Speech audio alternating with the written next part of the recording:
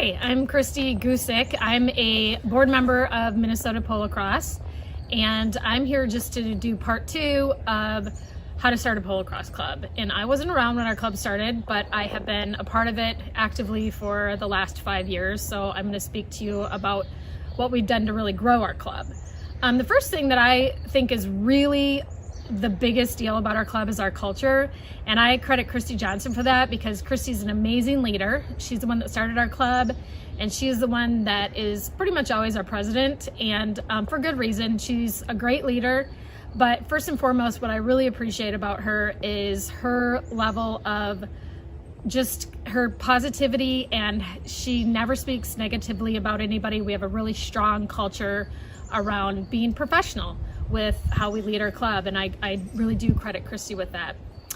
Secondly, we have bylaws. So Kristy was good at making sure we have bylaws, and like she said earlier, a mission vision statement and really clear goals each year.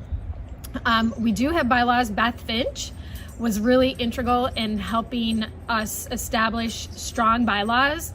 We've occasionally had to look at those for things like when horses kick, or different things around tournaments and so forth, and adjust them, but it's really nice to have things to fall back on. So that's been really important. We have a board. The board is always an odd number, and we're really close to the border of Wisconsin, so we try to make sure we have 1 or 2 members on our board always from Wisconsin, not just everybody from Minnesota. And our board meets on a regular basis. We don't always have a set day or week or whatever, but we do meet on a regular basis. And often it's via Zoom or GoToMeeting or some kind of virtual meeting, but we do try to meet in person as much as we can and keep the club moving forward positively and planning ahead. Along with that, Kristy's really good at having a planning meeting every December, where we go through what worked, what didn't work, and what we want to do next year. And we tally that all up, and that's how we set our trajectory for the next year. And that's worked really well, because everybody is welcome to that meeting, not just our board members. And we have a big potluck, and it's really nice.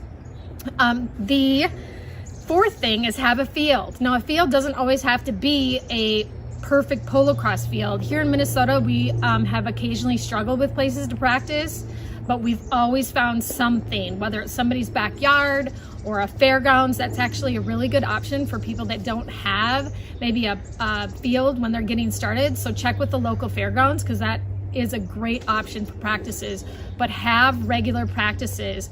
And this is an option or an opportunity for you to take advantage of the coaches program through the APA. The player development program has a coaching program, and they can provide coaches for you if you're just starting off and you don't have somebody to teach you the sport. Plus, there's a lot of great videos online that you can access as well. The next thing is, and I mentioned it already, is practices. So make sure that you're having those regular board meetings and regular practices. And along with that, the APA also offers insurance, so make sure that you look into the options there. Laura Humphreys is a great resource for insurance for your practices. And lastly, marketing. So what we've done for marketing, like Kristy said earlier, we've tried lots of different things. What we have found that works the very best is literally word of mouth with our friends. We have an Intro to Polocrosse clinic every year, and while we advertise it all over Facebook and we do all kinds of things, the people that come are people we personally invite. And why that works is because we have a connection. Somebody in our club has a connection. Kristy has the Pony Club connection. We have some 4-H connections through Terry Hawkins.